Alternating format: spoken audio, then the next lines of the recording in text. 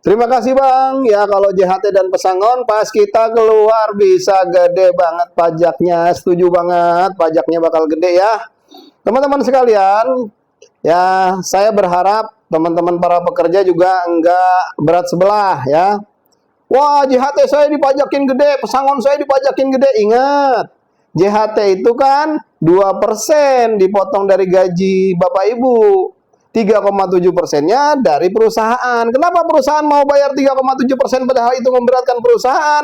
Karena perusahaan mengikuti aturan pemerintah.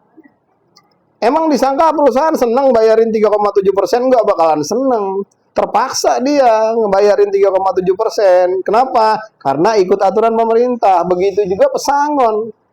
Pesangon juga perusahaan membayarkan pesangon karena dia takut sama peraturan pemerintah. Kalau enggak, ngapain perusahaan rugi-rugi bayar pesangon? Begitu juga dengan pensiun. Uang pensiun kan itu kan 3% yang disetorkan oleh perusahaan ke BPJS Tenagakerjaan dari perusahaan ya. Itu kan 3% itu 1% doang yang dipotong dari gajinya Bapak Ibu.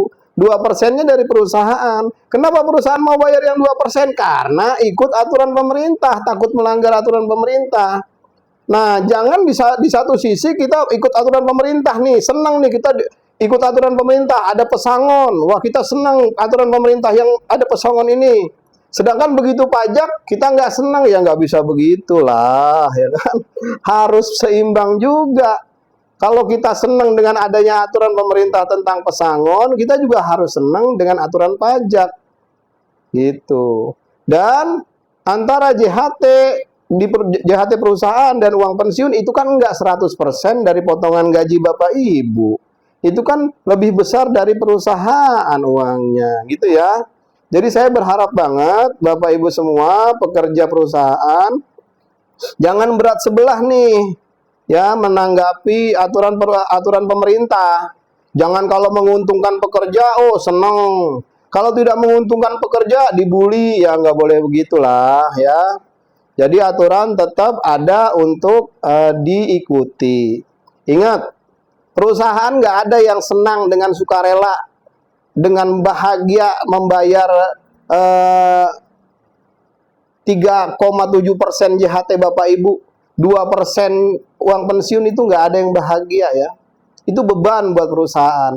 Tapi perusahaan melakukan itu karena dia mengikuti aturan.